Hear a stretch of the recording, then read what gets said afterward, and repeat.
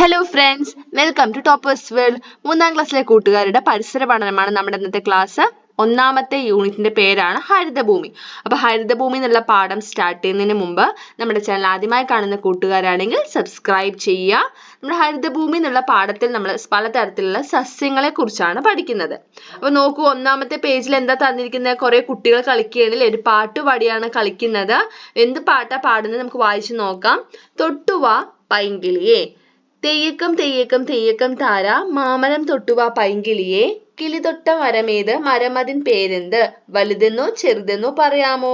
തെയ്യക്കം തെയ്യക്കം തെയ്യക്കം താര, പൂവൊന്നു തൊട്ടുവാ പൈങ്കിളിയെ, കിളി തൊട്ട പൂവേത്, പൂവിന്റെ പേരെന്ത്, പൂവതിൻ നിറമെന്ത് പറയാമോ? തെയ്യക്കം തെയ്യക്കം തെയ്യക്കം താര, ഇലയൊന്നു തൊട്ടുവാ പൈങ്കിളിയെ, കിളി തൊട്ട ഇലയേത്, ഇലയതിൻ പേരെന്ത്, ഇലതെന്ന ആകൃതി പറയാമോ? അപ്പൊ ഇതൊരു പാട്ടാണ് അല്ലെ.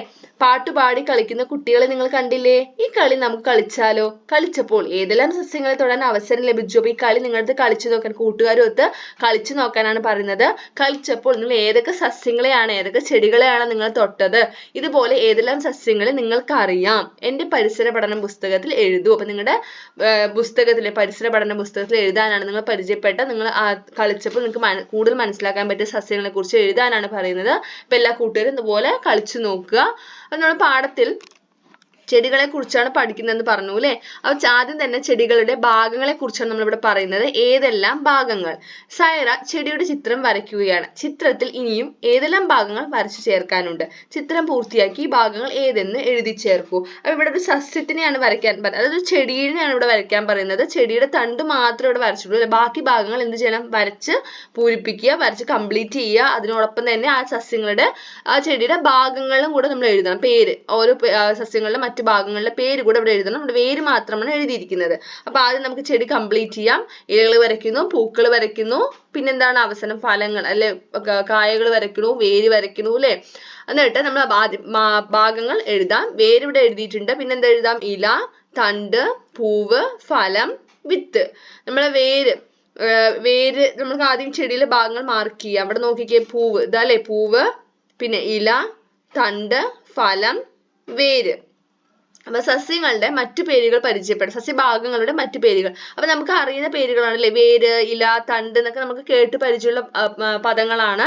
അത് കൂടാതെ തന്നെ മറ്റു പേരുകൾ കൂടിയുണ്ട്. അപ്പൊ തണ്ടിനെ നമ്മൾ കാണ്ഡം എന്നും പറയും, ഇലനെ പത്രം, വേര് മൂലം, ഇങ്ങനെയും ഈ ഭാഗങ്ങളെ പറയാറുണ്ട്.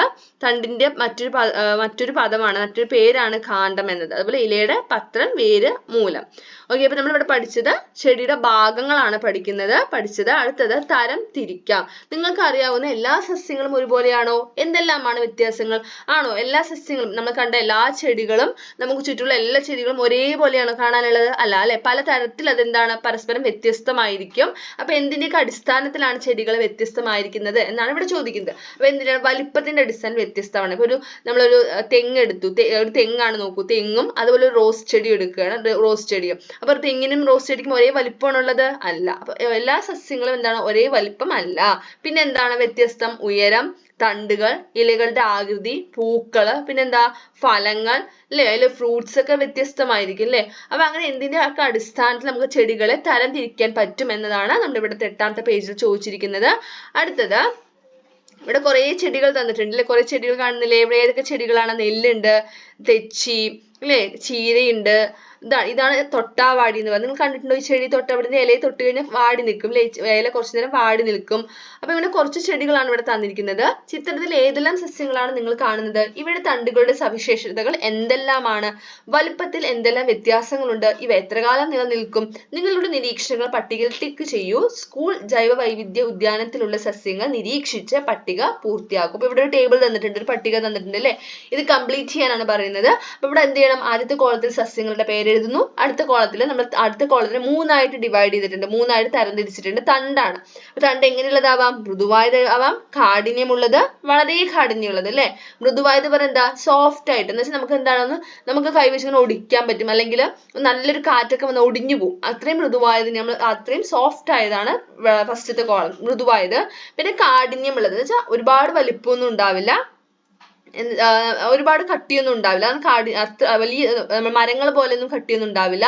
അടുത്ത് വളരെ കാഠിന്യമുള്ളത് മരങ്ങളിലേക്ക് തണ്ട് കണ്ടിട്ടില്ലേ, വളരെ നല്ല കാഠിന്യം ഉണ്ടാവും, നല്ല കട്ടി ഉണ്ടാവും.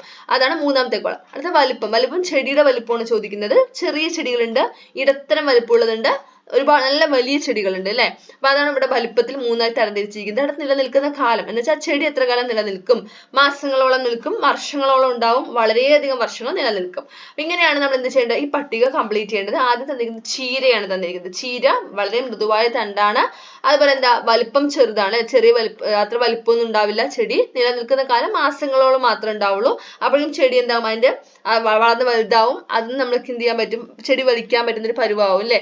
പിന്നെ ചെമ്പരത്തി ആണെങ്കിൽ കാഠിന്യമുള്ള തണ്ടാണ്, ഇടത്തരം വലിപ്പമാണ്, വർഷങ്ങളോളം നിലനിൽക്കും. മാവ് വളരെ കാഠിന്യമുള്ള തണ്ടാണ്, അതിന്റെ വലിപ്പം എങ്ങനെയാണ്, വലുതാണ്, വളരെയധികം വർഷങ്ങൾ നിലനിൽക്കും. ഇതുപോലെ മറ്റു കോളങ്ങൾ നമ്മൾ ഫില്ല് ചെയ്യുക. നമുക്ക് അറിയുന്ന മറ്റു സസ്യങ്ങളുടെ പേര് എഴുതുക, അതിന്റെ തണ്ടും വലിപ്പവും അതുപോലെ നിലനിൽക്കുന്ന കാലവും ടിക്ക് ചെയ്യുക. ഇവിടെ തെങ്ങും നെല്ല്, അതുപോലെ റോസ്, പിന്നെ നമ്മൾ എഴുതിയിരിക്കുന്നത് ആൽമരവും, പിന്നെ അടുത്ത് നമ്മൾ എഴുതിയത് തൊട്ടാവാടിയുമാണ് എഴുതിയിരിക്കുന്നത്. പട്ടികയിൽ നിന്ന് എന്തെല്ലാം മനസ്സിലായി? അപ്പൊ നമ്മൾ കംപ്ലീറ്റ് ചെയ്ത ആ ടേബിൾ, അതിൽ നിന്ന് നമുക്ക്, അതായത് ഇതിൽ നിന്ന് നമുക്ക് എന്തൊക്കെയാണ് മനസ്സിലാക്കാൻ കഴിഞ്ഞതെന്നാണ് ഇവിടെ ചോദിക്കുന്നത്. സവിശേഷതകൾക്കനുസരിച്ച് സസ്യങ്ങളെ തരംതിരിച്ചതിനെ പറ്റി ചീരയും മാവും ചെമ്പരത്തിയും പറയുന്നത് എന്താണെന്ന് ശ്രദ്ധിക്കൂ. അപ്പൊ ഇവിടെ ചീര എന്താ പറയുന്നത് നമുക്ക് നോക്കാം. എന്നെയും എന്റെ കൂട്ടുകാരെയും ഓഷധികൾ എന്നാണ് വിളിക്കുക. ഞങ്ങളുടെ പ്രത്യേകതകൾ എഴുതൂ. അപ്പൊ എന്താണ് ചീര, നമ്മളിവിടെ ടേബിളിൽ ചീര കണ്ടു അല്ലേ. ഇതാണ് ചീരയുടെ എങ്ങനെ പ്രത്യേകത, എന്താ, തണ്ട് എങ്ങനെയാ, മൃദുവായതാണ്, ചെടിയുടെ വലിപ്പം ചെറിയ ചെടികളായിരിക്കും, വളരെ കുറച്ച് മാസങ്ങൾ മാത്രമേ അത് എന്ത് ചെയ്യുള്ളൂ, നിലനിൽക്കുള്ളൂ അല്ലെ. അപ്പൊ ഇങ്ങനെയുള്ള ചെടികളെല്ലാം തന്നെ, ചീര മാത്രമല്ല ചീരയെ പോലുള്ള ഇതേ പ്രത്യേകതകളുള്ള മറ്റു ചെടികളെയും പറഞ്ഞ പേരാണ് എന്ത് പറയുന്നത്, ഓഷധികൾ എന്ന് പറയുന്നത്. ഓഷധികൾ. ഓക്കെ. അപ്പൊ എന്നെയും എന്റെ കൂട്ടുകാരെയും ഓഷധികൾ എന്നാണ് വിളിക്കുക. ഞങ്ങളുടെ പ്രത്യേകതകൾ എഴുതും. അപ്പൊ പ്രത്യേകത, അത്തരം ചെടികളുടെ പ്രത്യേകതകൾ എന്താണ് നമ്മൾ പഠിച്ചു. തണ്ട് എങ്ങനെയാണ്, മൃദുവാണ് അല്ലെ, വളരെ സോഫ്റ്റ് ആണ്. പിന്നെ ആഴത്തിൽ വേരോട്ടമില്ല, എന്ന് വെച്ചാൽ നമുക്ക് ചെടി പിഴുതെടുക്കാൻ പറ്റും. ഒരുപാട് നമ്മൾ മരമൊക്കെ നമുക്ക് പിഴുതെടുക്കാൻ പറ്റുമോ, ഇല്ല അല്ലെ. അത് കാരണം എന്താ, അതിന്റെ വേര് ഒരുപാട് ആഴങ്ങളിലേക്ക് പോയിട്ടുണ്ടാവും, മണ്ണിന്റെ അടിയിലേക്ക് പോയിട്ടുണ്ടാവും. പക്ഷെ നമ്മുടെ ചീരയുടെ ഒന്നും അത്രയ്ക്ക് ഒരുപാട് ആഴങ്ങളിലേക്കൊന്നും പോയിട്ടുണ്ടാവില്ല, നമുക്ക് പിഴുതെടുക്കാൻ പറ്റും. അതാണ് ആഴത്തിൽ വേരോട്ടമില്ല. പിന്നെന്താണ്, നമ്മൾ കട്ടിയില്ലാത്ത തണ്ടാണ് അല്ലെ. അപ്പൊ നമ്മൾ സസ്യങ്ങളുടെ ഒരു ഗ്രൂപ്പാണ് പഠിക്കുന്നത്, ഓഷധികൾ. അടുത്ത ഗ്രൂപ്പ് നമ്മൾ മരങ്ങളാണ് പഠിക്കുന്നത്. വളരെ ഉയരത്തിൽ വളരുന്ന ഞങ്ങളെ അറിയില്ലേ, ഞങ്ങളാണ് മരങ്ങൾ. അടുത്തതാണ് മരങ്ങൾ. ഞങ്ങളുടെ പ്രത്യേകതകൾ കൂടി എഴുതൂ. മരങ്ങളുടെ പ്രത്യേകതയാണ് എഴുതേണ്ടത്. വളരെ കാഠിന്യമുള്ള തണ്ടാണ്, അതേപോലെ വളരെ അധികം വർഷം നിലനിൽക്കും. നെക്സ്റ്റ്, തണ്ടുകൾക്ക് കടുപ്പമുണ്ടെങ്കിലും ഞങ്ങളും ചെറിയ ചെടികളാണ്, ഞങ്ങളെ കുറ്റിച്ചെടികൾ എന്നാണ് വിളിക്കുന്നത്. ഞങ്ങളുടെ പ്രത്യേകതകൾ എഴുതൂ. അപ്പൊ അടുത്ത ഗ്രൂപ്പ് കുറ്റിച്ചെടികളാണ്. കുറ്റിച്ചെടികളുടെ പ്രത്യേകത എന്താ, കട്ടിയുള്ള തണ്ടായിരിക്കും, ഇടത്തരം വലുപ്പമായിരിക്കും. അപ്പൊ നമ്മൾ സസ്യങ്ങളെ മൂന്നായി തരംതിരിച്ചു: ഓഷധികൾ, കുറ്റിച്ചെടികൾ, മരങ്ങൾ. ഓക്കെ. ചീര, ചെമ്പരത്തി, മാവ് എന്നിവയുടെ കൂട്ടത്തിൽപ്പെട്ടവർ ആരെല്ലാം ആയിരിക്കും? പട്ടിക പൂർത്തിയാക്കും. അടുത്ത് വീണ്ടും ഒരു ടേബിൾ ആണ്, ഒരു പട്ടികയാണ് നമുക്ക് തന്നിരിക്കുന്നത്. അപ്പൊ നമ്മൾ സസ്യങ്ങളെ മൂന്നായി തരംതിരിച്ചു അല്ലെ. ഓഷധികൾ പറഞ്ഞു, കുറ്റിച്ചെടികൾ പറഞ്ഞു, മരങ്ങൾ. ഇനി ചീരയും ചെമ്പരത്തി മാവും ഏതിലാണെന്ന് നമ്മൾ പഠിച്ചു. അപ്പൊ ഇനി അതിന്റെ കൂട്ടത്തിൽ വേറെയുള്ള ഓഷധികൾ, വേറെ ചെടികൾ ഏതൊക്കെയാണ്, വേറെ കുറ്റിച്ചെടികളുടെ പേരും വേറെ മരങ്ങളുടെ പേരുമാണ് നമ്മൾ ഇവിടെ എഴുതേണ്ടത്. അത് നമുക്ക് എന്തൊക്കെ എഴുതാം, ചീരയുടെ ഗ്രൂപ്പിൽ എന്തൊക്കെ പെടുത്താം, തുമ്പ, തുളസി, മുക്കുറ്റിയൊക്കെ ഓഷധികളാണ്. കുറ്റിച്ചെടികൾ പറയുന്നത് മുല്ല, റോസ്, തെച്ചിയൊക്കെ വരും. മരങ്ങളാണ് ആൽമരം, പ്ലാവ്, തെങ്ങ് എല്ലാം മരങ്ങളുടെ ഗ്രൂപ്പിൽ വരുന്നതാണ്. നെക്സ്റ്റ്, ചേർത്തു വരയ്ക്കൂ. അപ്പൊ നമ്മൾ പഠിച്ച 3 തരത്തിലുള്ള സസ്യങ്ങൾ ഏതൊക്കെയാണ്? കുറ്റിച്ചെടികൾ, ഓഷധികൾ, മരങ്ങൾ. കുറ്റിച്ചെടികൾ, ഓഷധികൾ, മരങ്ങൾ. ഇത്തരം ചെടികളുടെ പ്രത്യേകതകൾ നമ്മൾ പഠിച്ചു. എന്തൊക്കെയാണ് ആ ചെടികളുടെ പ്രത്യേകത എന്ന് പറഞ്ഞില്ലേ. ഇനി നമ്മളിവിടെ കുറേ ചെടികളുടെ ചിത്രം തന്നിട്ടുണ്ട്. ആ ചെടികൾ എന്ത് ചെയ്യണം, ഏതൊക്കെയാണ് കുറ്റിച്ചെടികൾ, അത് നേർക്ക് വരച്ച് യോജിപ്പിക്കുക. ഇവിടെ ഏതൊക്കെ തന്നിരിക്കുന്നത്, നെല്ലുണ്ട്, അതുപോലെ ആൽമരം ഉണ്ട്, അല്ലെങ്കിൽ അരയാൽ എന്ന് പറയും അല്ലേ, ആൽമരം. പിന്നെ തെച്ചി ഉണ്ട്, മുക്കുറ്റി, ചീര, റോസ്, തെങ്ങ്. അപ്പൊ ഇതിൽ ഏതൊക്കെയാണ് ഔഷധികൾ നോക്കൂ. ഓഷധികൾ എന്ന് പറയുന്നത്, ഓഷധികൾ ഏതൊക്കെയാണ്, നെല്ലുണ്ട്, പിന്നെ ഏതാണ് ഓഷധി, മുക്കുറ്റി. പിന്നെ നമ്മുടെ ചീരയും. കുറ്റിച്ചെടിയിൽ വരുന്നതാണ് നമ്മുടെ റോസ്, തെച്ചി. മരങ്ങളാണ് തെങ്ങും ആൽമരവും. ഓക്കെ, അപ്പൊ ഇതുപോലെ ചേർത്ത് വരയ്ക്കുന്നതാണ് ഇവിടെ ചെയ്യേണ്ടത്. അടുത്തതാണ് വള്ളിച്ചെടികൾ. അത് 3 തരത്തിലുള്ള ചെടികൾ നമ്മൾ പഠിച്ചു അല്ലെ. ഇനി അടുത്ത ഗ്രൂപ്പിലുള്ള ചെടികളാണ് വള്ളിച്ചെടികൾ. വള്ളിച്ചെടികൾ നിങ്ങൾ കണ്ടിട്ടുണ്ടോ കൂട്ടുകാരെ? വള്ളിച്ചെടികൾ ഞങ്ങളും ഇവിടെയുണ്ട്. എന്തെല്ലാമാണ് ഈ സസ്യങ്ങളുടെ പ്രത്യേകതകൾ? വള്ളിച്ചെടികൾ കണ്ടിട്ടില്ലേ? ഏതൊക്കെയാണ് വള്ളിച്ചെടിയായിട്ട് വരിക? മത്തൻ, പയർ, ഇതെല്ലാം എന്താണ് വള്ളിച്ചെടികളാണ് അല്ലെ. അപ്പൊ വള്ളിച്ചെടികളുടെ പ്രത്യേകതകൾ എന്തൊക്കെയാണ്? വള്ളികളായി പടരുന്നു, നിവർന്നു നിൽക്കാൻ കഴിയില്ല, പിന്നെന്താണ് പ്രത്യേകത? മൃദുവായ തണ്ടുകൾ, നീളമുള്ള തണ്ടുകളായിരിക്കും. പരിസരം നിരീക്ഷിച്ച് വള്ളിച്ചെടികൾക്ക് കൂടുതൽ ഉദാഹരണങ്ങൾ കണ്ടെത്തി എഴുതൂ. വേറെ എന്തൊക്കെ നമുക്ക് ഉദാഹരണം എഴുതാം? പയർ, മത്തൻ, കുമ്പളം, തണ്ണിമത്തൻ, ഇതെല്ലാം തന്നെ വള്ളിച്ചെടികളാണ്. വള്ളിച്ചെടികൾ 2 തരമുണ്ട്. നിലത്തു പടർന്നു വളരുന്നവയും താങ്ങിൽ പറ്റിപ്പിടിച്ചോ പടർന്ന് മുകളിലേക്ക് വളരുന്നവയും. ഇങ്ങനെ 2 തരമായിട്ടാണ് വള്ളിച്ചെടികളെ തരംതിരിച്ചിരിക്കുന്നത്. നിലത്ത് പടർന്ന് വളരുന്നവയാണ് മത്തനൊക്കെ നിങ്ങൾ കണ്ടിട്ടുണ്ടോ? മത്തൻ, തണ്ണിമത്തൻ, കുമ്പളം, ഇങ്ങനെയുള്ള ചെടികളൊക്കെ എങ്ങനെയാണ്? നിലത്തിൽ കൂടെയാണ് പോവുക അല്ലെ, നിലത്ത് പടർന്നു വരുന്ന ചെടികളാണ്. അതേസമയം നമ്മുടെ മണി പ്ലാന്റ് ഒക്കെ കണ്ടിട്ടുണ്ടോ? മണി പ്ലാന്റ്, പയറ്, കയപ്പയ്ക്ക, ഇതൊക്കെ എങ്ങനെയായിരിക്കും? എന്തെങ്കിലും ഒരു കമ്പിലൊക്കെ പടർന്ന് പിടിച്ച് മുകളിലേക്ക് കയറി വരുന്ന ചെടികളായിരിക്കും അല്ലെ. അപ്പൊ അങ്ങനെ 2 തരത്തിലാണ് വള്ളിച്ചെടികൾ നമ്മൾ എന്ത് ചെയ്തിരിക്കുന്നത്? തരംതിരിച്ചിരിക്കുന്നത്.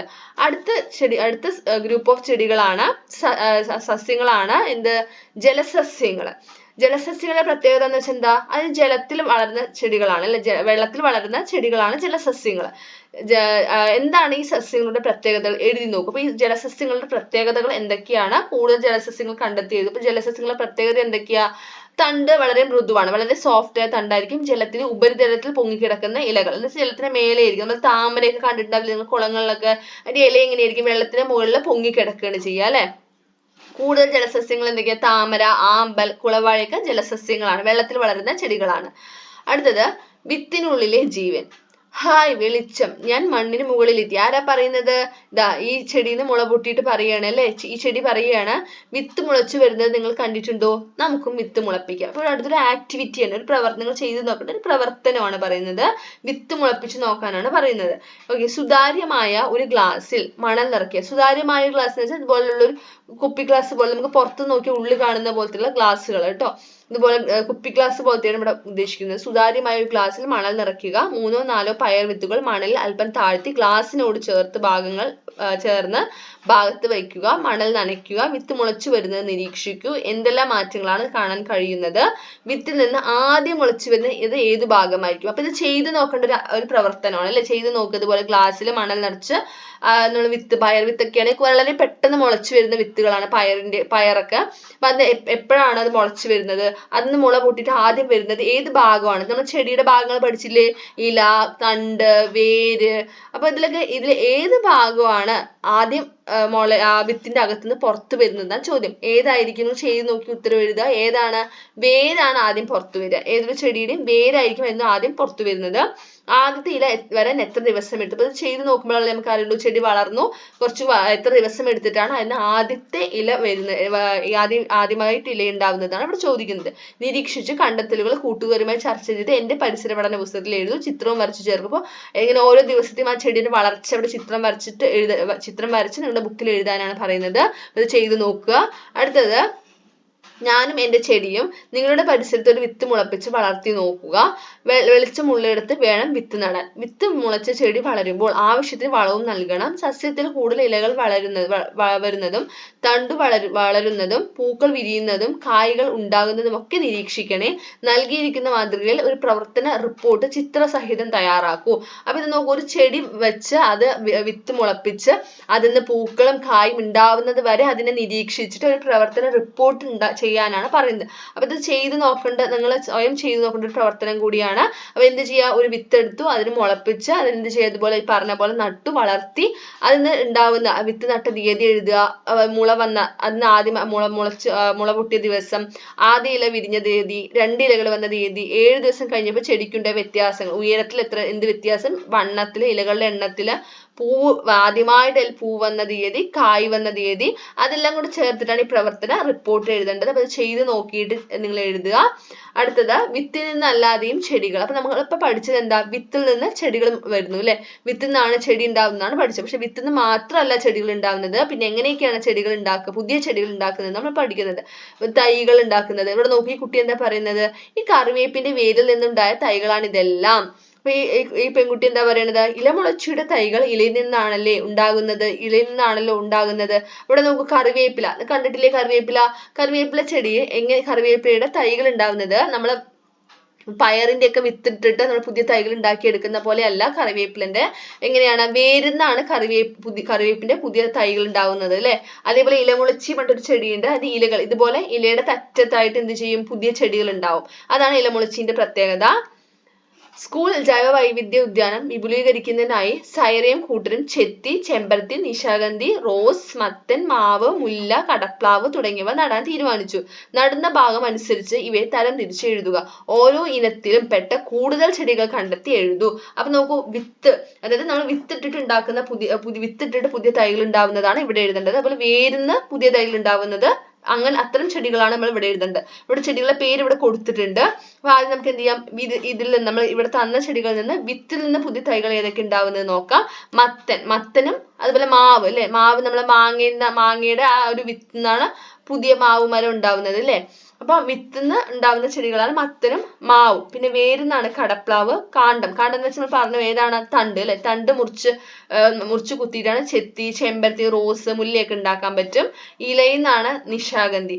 അതേപോലെ മറ്റ് ചെടികൾ നമുക്ക് കൂടുതലായിട്ട് എഴുതുകയാണെങ്കിൽ എന്തൊക്കെ എഴുതാൻ? വിത്തുന്ന് പയറ്, ചെണ്ടുമല്ലി, പിന്നെ വേരിന് കറിവേപ്പ്, ഇലയുടെ ഇലമുളച്ചി, ഇതൊക്കെ ഇത്തരം വിത്തുന്നും വേരിന്നും ഇലയിൽ നിന്നൊക്കെ ഉണ്ടാവുന്ന മറ്റു ചെടികളാണ്. അപ്പൊ ഇതുപോലെ നിങ്ങൾക്ക് കൂടുതൽ ചെടികൾ അറിയണമെങ്കിൽ ഇതിലൂടെ എന്ത് ചെയ്യുക? എഴുതി ചേർക്കുക. സസ്യഭാഗങ്ങളും ധർമ്മങ്ങളും. അപ്പൊ നമ്മൾ ഓരോ സസ്യഭാഗങ്ങൾ പഠിച്ചു അല്ലെ. അതായത് ചെടിയുടെ ഓരോ ഭാഗങ്ങളെ കുറിച്ച് പഠിച്ചു. ഇനി ആ ഭാഗങ്ങൾ എന്തൊക്കെ കാര്യങ്ങളാണ് ചെയ്യുക, ഓരോ ഭാഗങ്ങളുടെയും പ്രത്യേകതകൾ എന്തൊക്കെയാണ്, അതിന്റെ ധർമ്മങ്ങൾ എന്തൊക്കെയാണെന്നാണ് അടുത്തത് നമ്മൾ പഠിക്കുന്നത്. അതിലൊരു എക്സ്പെരിമെന്റ് ആണ് ഇവിടെ തന്നിരിക്കുന്നത്. ഒരു പ്രവർത്തനം തന്നിട്ടുണ്ട്. സസ്യത്തിന് എന്തിനാണ് വിവിധ ഭാഗങ്ങൾ? എല്ലാ ഭാഗങ്ങൾക്കും പ്രാധാന്യമില്ലേ? ഇല്ലേ? നോക്കിക്കേ, നമ്മൾ കണ്ടു ഒരു സസ്യം എടുക്കണേ, ആ സസ്യത്തിന് ഒരുപാട് ഭാഗങ്ങളുണ്ട് അല്ലെ. ഇലയുണ്ട്, തണ്ടുണ്ട്, വേരുണ്ട്, കായുണ്ട്, പൂവുണ്ട്, അങ്ങനെ ഒരുപാട് ഭാഗങ്ങളുണ്ട്. അപ്പൊ എത്രയും ഭാഗങ്ങൾ, എല്ലാ ഭാഗങ്ങൾക്കും പ്രാധാന്യം ഉണ്ടോ? ഉണ്ട് അല്ലെ. തീർച്ചയായിട്ടും ഉണ്ട്. എല്ലാ ഭാഗങ്ങൾക്കും പ്രാധാന്യമുണ്ട്. 3 ടെസ്റ്റ് ട്യൂബുകൾ എടുത്ത് സ്റ്റാൻഡിൽ വെക്കുക. ഈ കുട്ടി ചെയ്തിരിക്കുന്ന പോലെ 3 ടെസ്റ്റ് ട്യൂബ് എടുത്ത് സ്റ്റാൻഡിൽ വെച്ചു. ഒന്നാമത്തെ ടെസ്റ്റ് ട്യൂബിൽ വെള്ളം നിറയ്ക്കുക. രണ്ടാമത്തെ ടെസ്റ്റ് ട്യൂബിൽ ചുവപ്പ് മഷി ചേർത്ത വെള്ളം അതേ അളവ് നിറയ്ക്കുക. വെള്ളത്തിന്റെ അളവ് രേഖപ്പെടുത്തുക. മൂന്നാമത്തെ ടെസ്റ്റ് ട്യൂബിൽ ജലമില്ലാതെ വെക്കുക. 3 ടെസ്റ്റ് ട്യൂബ് എടുത്തു. ഒന്നിൽ എന്ത് ചെയ്തു? വെള്ളം നിറച്ചു. നമ്മൾ എത്ര വെള്ളമാണ് എടുത്ത് അതേപോലെ അടുത്ത ടെസ്റ്റ് ട്യൂബിൽ ചുവന്ന വെള്ളം എടുക്കുക. മൂന്നാമത്തെ ടെസ്റ്റ് ട്യൂബിൽ വെള്ളം നിറയ്ക്കരുത്, വെള്ളം എടുക്കരുത്. പിന്നെ എന്ത് ചെയ്യണം? വേര് പൊട്ടിപ്പോകാത്തതും ഒരേ വലിപ്പത്തിലുള്ളതുമായ 3 മഷിത്തണ്ട് ചെടികൾ എടുത്ത് 10 മിനിറ്റ് വെയിലത്ത് വച്ചതിന് ശേഷം ടെസ്റ്റ് ട്യൂബുകളിലേക്ക് ഇറക്കി വയ്ക്കുക. അപ്പൊ എന്ത് ചെയ്യണം? നമ്മൾ മഷിത്തണ്ട് ചെടി കണ്ടിട്ടില്ലേ? നമ്മൾ എന്താണ് ഇപ്പൊ സ്ലേറ്റിലൊക്കെ എന്തെങ്കിലുമൊക്കെ എഴുതി കഴിഞ്ഞാൽ മായ്ക്കാനൊക്കെ പണ്ട് ഉപയോഗിച്ചിരുന്ന ഒരു ചെടിയാണ് അല്ലെ മഷിത്തണ്ട് ചെടി. അപ്പൊ അത് എന്ത് ചെയ്യാനാണ് പറയണത്? ഒരേ വലിപ്പത്തിൽ, അതായത് നല്ല വേരൊക്കെ ഉള്ള, വേരൊന്നും പൊട്ടിപ്പോകാത്തതായിട്ടുള്ള ഒരേ വലിപ്പത്തിലുള്ള 3 ചെടികൾ എടുത്തിട്ട് ഒരു 10 മിനിറ്റ് വെയിലത്ത് വെച്ചതിന് ശേഷം ആ ചെടികൾ എന്ത് ചെയ്യുക? ഓരോന്നായിട്ട് 3 ടെസ്റ്റ് ട്യൂബുകളിലായിട്ട് ഇടുക. ടെസ്റ്റ് ട്യൂബുകൾ സൂര്യപ്രകാശം ലഭിക്കുന്ന സ്ഥലത്ത് വെക്കുക. എന്നിട്ട് എന്ത് ചെയ്യണം? 3 ടെസ്റ്റ് ട്യൂബും നല്ല സൂര്യപ്രകാശം, നല്ല വെളിച്ചമൊക്കെ കിട്ടുന്ന സ്ഥലത്ത് കൊണ്ട് വെക്കണു. ചെടികൾക്കും ടെസ്റ്റ് ട്യൂബിലെ വെള്ളത്തിലും ഉണ്ടാകുന്ന മാറ്റങ്ങൾ നിരീക്ഷിക്കുക. എന്ത് മാറ്റമാണ് കാണാൻ കഴിഞ്ഞത്? അപ്പൊ ചെടികൾക്കും അതേപോലെ ടെസ്റ്റ് ട്യൂബിലെ വെള്ളത്തിലും ഉണ്ടാകുന്ന മാറ്റങ്ങളാണ് ഇവിടെ ചോദിക്കുന്നത്. വെള്ളമില്ലാത്ത ടെസ്റ്റ് ട്യൂബിലെ ചെടിക്ക് എന്ത് സംഭവിച്ചു? ആ ചെടി അതേപോലെ തന്നെ നിന്നിട്ടുണ്ടാവുമോ? അതായത് ആദ്യം ആ ചെടി എങ്ങനെയാണോ നമ്മൾ എടുത്തത് അതേപോലെ തന്നെ ആയിരിക്കും അപ്പോഴും ഉണ്ടാവുക? അല്ലാതെ ചെടി തളർന്ന് വാടിയിട്ടുണ്ടാവും അല്ലെ. കാരണം അതിൽ വെള്ളമില്ല. രണ്ടാമത്തെ ടെസ്റ്റ് ട്യൂബിലെ ചെടിയുടെ തണ്ടിന് നിറം മാറിയത് എങ്ങനെ? എന്തായിരിക്കും മാറിയിട്ടുണ്ടാവുക? നമ്മൾ ചുവന്ന വെള്ളം എടുത്തിട്ടുള്ള ടെസ്റ്റ് ട്യൂബിലെ ചെടിയുടെ തണ്ടിന് എന്ത് നിറമായിട്ടുണ്ടാവും? ചുവപ്പ് കളറായിട്ടുണ്ടാവും അല്ലെ. ഇതിന്റെ വേരിന്റെ പങ്ക് എന്ത്? കാരണം വേര് എന്ത് ചെയ്തു? ആ വെള്ളം വലിച്ചെടുത്തു തണ്ടിലൂടെ ഇലകളിലേക്ക് അത് എത്തിച്ചിട്ടുണ്ടാവും. അതുകൊണ്ടാണ് എന്ത് ചെയ്തിട്ടുണ്ടാവുക? തണ്ട് ചുവപ്പ് കളർ ആയിട്ടുണ്ടാവുക.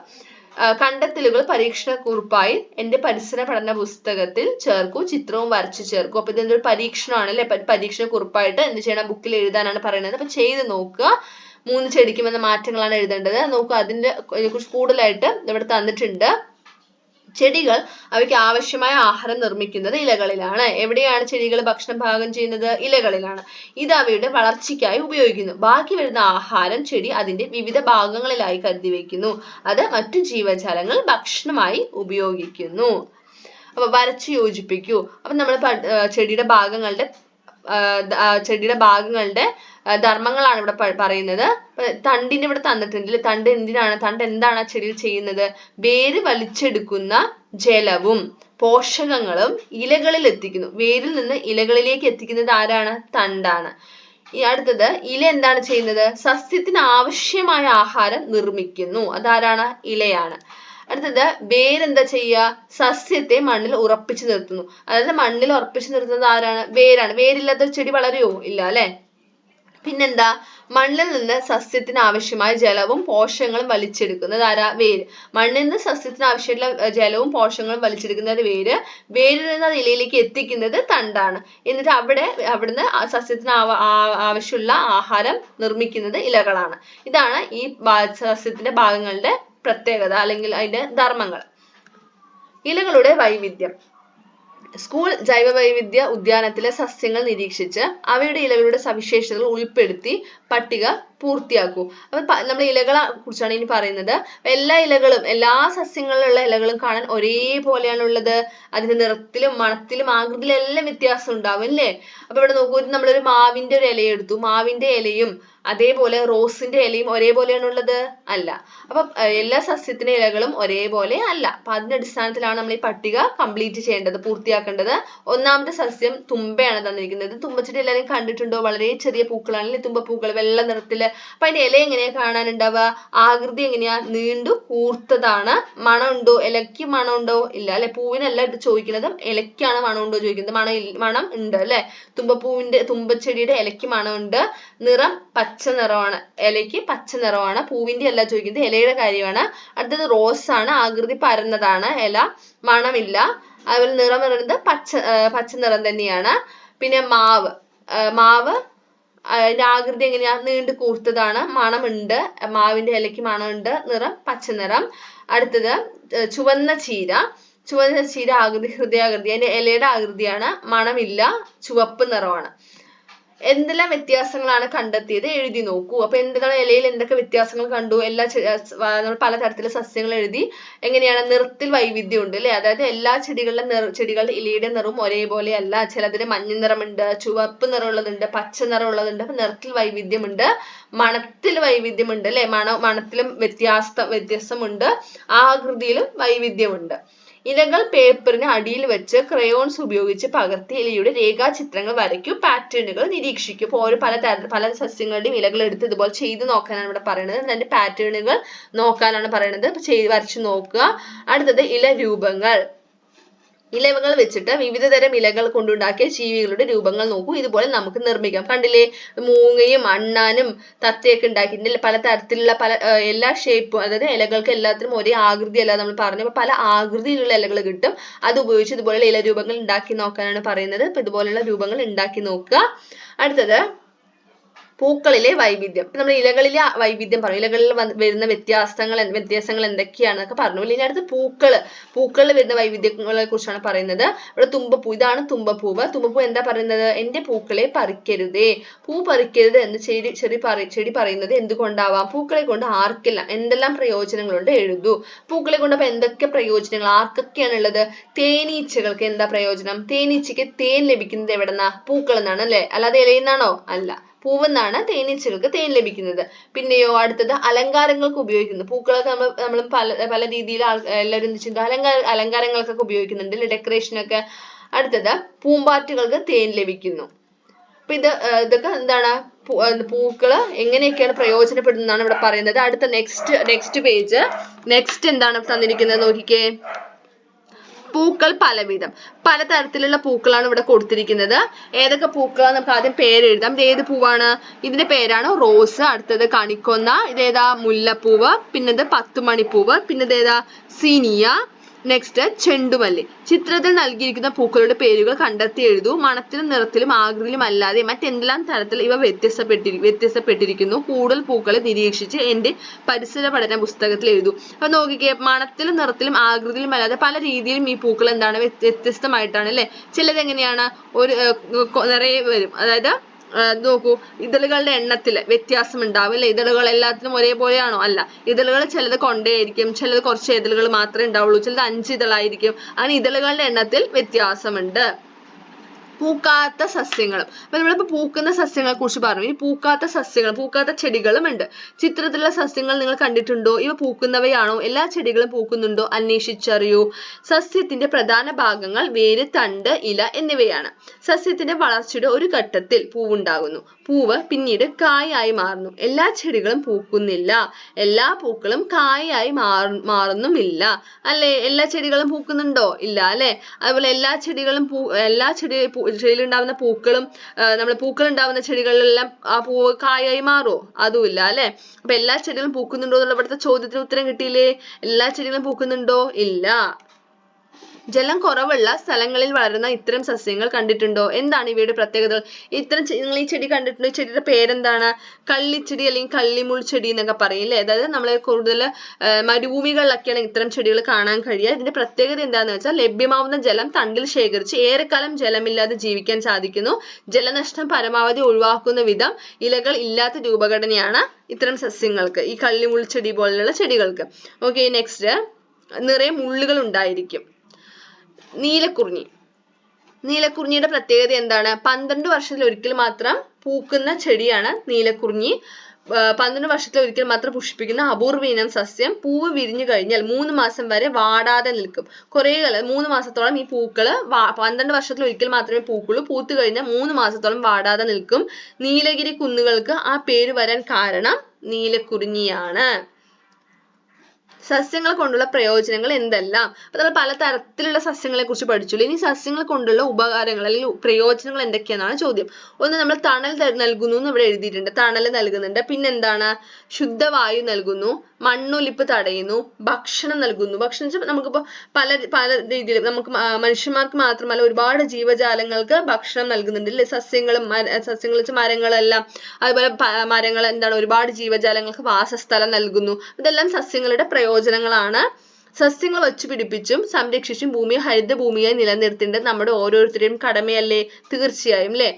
ഓരോ സസ്യങ്ങളെ നശിപ്പിക്കുന്നത് തടഞ്ഞിട്ട് സംരക്ഷിക്കേണ്ടത് നമ്മൾ ഓരോരുത്തരുടെയും കടമ തന്നെയാണ്. നമ്മുടെ ചാപ്റ്ററിന്റെ അവസാനത്തെ സെക്ഷനായി വിലയിരുത്താം. താഴെ കൊടുത്തിരിക്കുന്ന സസ്യങ്ങളുടെ പേരുകൾ കണ്ടെത്തി അവ ഏത് വിഭാഗത്തിൽ ഉൾപ്പെടുന്നുവെന്ന് എഴുതുക. കൂടുതൽ ഉദാഹരണങ്ങൾ കണ്ടെത്തി അവ ഉൾപ്പെടുന്ന വിഭാഗത്തിന്റെ പ്രത്യേകതകളും എഴുതുക. ഇവിടെ 3 ചെടികളാണ് തന്നിരിക്കുന്നത് അല്ലെ? 3 സസ്യങ്ങളുണ്ട്. ആ 3 സസ്യങ്ങൾ ഏത് വിഭാഗത്തിൽ ഉൾപ്പെടുന്നു എന്ന് എഴുതണം. അതേപോലെ ആ വിഭാഗത്തിന്റെ പ്രത്യേകതകൾ കൂടിയാണ് എഴുതേണ്ടത്. ഇവിടെ തുമ്പ ഏതാണ്? ഔഷധിയാണ് അല്ലേ? കുറ്റിച്ചെടിയാണോ? അല്ല, ഔഷധിയാണ്. ഔഷധിയുടെ പ്രത്യേകതകൾ എന്തൊക്കെയാ? മൃദുവായ തണ്ടാണ്, ആഴത്തിൽ വേരോട്ടമില്ല, മാസങ്ങൾ മാത്രം നിലനിൽക്കുന്നു. അടുത്തത് റോസ് കുറ്റിച്ചെടിയാണ്, ഇടത്തരം വലുപ്പം,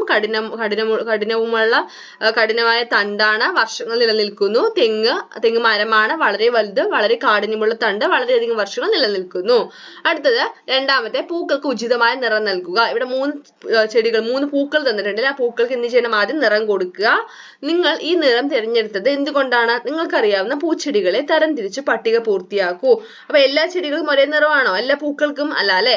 അപ്പൊ ഒരു നിറത്തിൽ മാത്രം പൂക്കളുള്ള ചെടികളുണ്ട്, അതുപോലെ പല നിറങ്ങളിൽ പൂക്കളുള്ള ചെടികളുണ്ട്. ഇപ്പൊ നോക്കിയേ, ചെമ്പരത്തി പൂ എന്ന് പറയുന്നത് പല നിറത്തിൽ നിങ്ങൾക്ക് കാണാൻ കഴിയും അല്ലെ? ചുവപ്പുണ്ട്, റോസ് ഉണ്ട്, അതേപോലെ വെള്ളയുണ്ട്, മഞ്ഞയുണ്ട്, അങ്ങനെ പല നിറത്തിൽ കാണാൻ കഴിയും. എന്നാൽ അതേസമയം മുല്ലപ്പൂ അങ്ങനെ കാണാൻ കഴിയോ? ഇല്ല. മുല്ലപ്പൂ എന്ന് പറയുന്നത് ഒരു നിറത്തിൽ മാത്രമുള്ള ചെടിയാണ് അല്ലെ? അത് വെള്ള നിറത്തിൽ മാത്രമേ കാണുള്ളൂ. അതുപോലെ കണിക്കൊന്ന ചുവപ്പ് നിറത്തിൽ കാണുമോ? ഇല്ല. അത് മഞ്ഞ നിറത്തിൽ മാത്രം കാണുന്ന, ആ മഞ്ഞ നിറത്തിൽ മാത്രമേ ആ പൂവുള്ളൂ. അതായത് ആ ചെടിയിൽ മഞ്ഞ നിറത്തിൽ മാത്രമേ പൂക്കളുള്ളൂ അല്ലെ? അപ്പൊ അതുപോലെ ഒരു നിറത്തിൽ മാത്രം പൂക്കളുള്ള ചെടികളാണ് ഇവിടെ എഴുതേണ്ടത്. പല നിറങ്ങളിൽ പൂക്കളുള്ള ചെടികളാണ് നമ്മൾ ഇവിടെ എഴുതുന്നത്. അപ്പൊ ഒരു നിറത്തിൽ മാത്രം പൂക്കളുള്ള ചെടികൾ തുമ്പ, കണിക്കൊന്ന, മുക്കുറ്റി, മുല്ലയൊക്കെയാണ്. പല നിറത്തിൽ ചെമ്പരത്തി, റോസ്, ചെണ്ടുമല്ലി, ജമന്തി. നിങ്ങൾ നട്ടുവളർത്തിയ ചെടി ഇപ്പോൾ എത്ര വലുതായി? ചിത്രം വരച്ച ഭാഗങ്ങൾ അടയാളപ്പെടുത്തുക. ഈ ചെടി നമുക്കും മറ്റു ജീവജാലങ്ങൾ എപ്രകാരം പ്രയോജനപ്പെടുന്നുവെന്ന് എഴുതുക. അപ്പൊ നമ്മൾ ചാപ്റ്ററിന്റെ തുടക്കത്തിൽ ഒരു ചെടി വളർത്തുന്ന കാര്യത്തെ കുറിച്ചിട്ട് ഒരു പ്രവർത്തനമായിട്ട് നിങ്ങൾക്ക് ചെയ്യാൻ പറഞ്ഞിട്ടുണ്ട് അല്ലെ? അപ്പൊ ആ ചെടിയെ കുറിച്ചാണ് ഇവിടെ ചോദിക്കുന്നത്. അത് എത്ര വലുതായി? ആ ചിത്രം വരച്ചതിന്റെ ഭാഗങ്ങൾ, ആ ചെടിയുടെ ഭാഗങ്ങൾ അടയാളപ്പെടുത്താനാണ് പറയുന്നത്. അതേപോലെ ചെടി നമുക്ക് എങ്ങനെയൊക്കെയാണ് നമുക്ക് മറ്റു ജീവജാലങ്ങൾക്ക് എപ്രകാരം പ്രയോജനപ്പെടുന്നുവെന്ന് ചോദിച്ചിട്ടുണ്ട്. എന്തൊക്കെ ചെയ്യുന്നു? തണൽ നൽകുന്നു ചെടി, അതായത് സസ്യങ്ങൾ എന്ത് ചെയ്യുന്നു? തണൽ നൽകുന്നു, ശുദ്ധമായ വായു നൽകുന്നു, ഭക്ഷണം നൽകുന്നു, അടുത്തത് തുടർ പ്രവർത്തനങ്ങൾ. പരിസരത്തുള്ള ഏതെങ്കിലും 5 സസ്യങ്ങൾ കണ്ടെത്തി താഴെ പറയുന്ന വിവരങ്ങൾ ചേർത്ത് ഹരിതക്കാട് നിർമ്മിക്കുക. അപ്പോൾ ഒരു ഹരിതക്കാടാണ് നിർമ്മിക്കേണ്ടത്. ഒന്നല്ല 5 സസ്യങ്ങളെ കുറിച്ചിട്ട് നമ്മൾ ചെയ്യണം. അപ്പൊ ഓരോരോ സസ്യങ്ങൾ ഇതേപോലെ ചെയ്യുക. അത് നമ്മൾ സസ്യത്തിന്റെ പേരെഴുതണം, ഏത് വിഭാഗത്തിൽ ഉൾപ്പെടുന്നു. വിഭാഗം എന്ന് വെച്ചാൽ 3 വിഭാഗമാണ് നമ്മൾ ഇവിടെ പഠിക്കുന്നത്, ഈ പാഠത്തിൽ പഠിച്ചത് അല്ലെ. ഓഷധി, കുറ്റിച്ചെടി, മരം. ഇതിൽ ഏതിലാണ് ഉൾപ്പെടുന്നത്, അതുപോലെ ആ ചെടിയുടെ നടാൻ ഉപയോഗിക്കുന്ന ഭാഗം ഏതാണ്, ഇലയുടെ പ്രത്യേകത, പൂവിന്റെ പ്രത്യേകതകൾ, കാണ്ഡത്തിന്റെ പ്രത്യേകത എന്ന് വെച്ചാൽ തണ്ടിന്റെ പ്രത്യേകതകൾ. ഇത്രയുമാണ് എഴുതേണ്ടത്. 5 സസ്യങ്ങളുടെയാണ് നമ്മൾ എഴുതേണ്ടത്. അപ്പൊ ആദ്യം നമ്മൾ ഒന്ന് എഴുതിയിട്ടുണ്ട്, റോസിന്റെയാണ് എഴുതിയിരിക്കുന്നത്. റോസ് ഏത് വിഭാഗമാണ്, കുറ്റിച്ചെടി. നടാൻ ഉപയോഗിക്കുന്ന ഭാഗം തണ്ട്. ഇലയുടെ പ്രത്യേകത ചെറുതും കൂർത്തതുമായ ഇലകളാണ്. പൂവിന്റെ പ്രത്യേകത മണമുണ്ട്, നിറയെ ഇതളുകളുണ്ട്. കാണ്ഡത്തിന്റെ പ്രത്യേകതകൾ മുള്ളുകളുള്ള കാഠിന്യമുള്ള തണ്ട്. ഇതുപോലെ നിങ്ങളുടെ പരിസരത്തുള്ള 5 സസ്യങ്ങളുടെ എന്ത് ചെയ്യണം, വിവരങ്ങൾ ചേർത്ത് ഹരിതക്കാട് നിർമ്മിക്കുക. രണ്ടാമത്തെ തുടർ പ്രവർത്തനം, പല നിറങ്ങളിലുള്ള പൂക്കൾ ഉണ്ടാകുന്ന ചെമ്പരത്തി, റോസ് തുടങ്ങിയ ചെടികൾ കണ്ടിട്ടില്ലേ. ഒരേ ചെടിയുടെ വ്യത്യസ്ത ഇനങ്ങളാണല്ലോ അവ.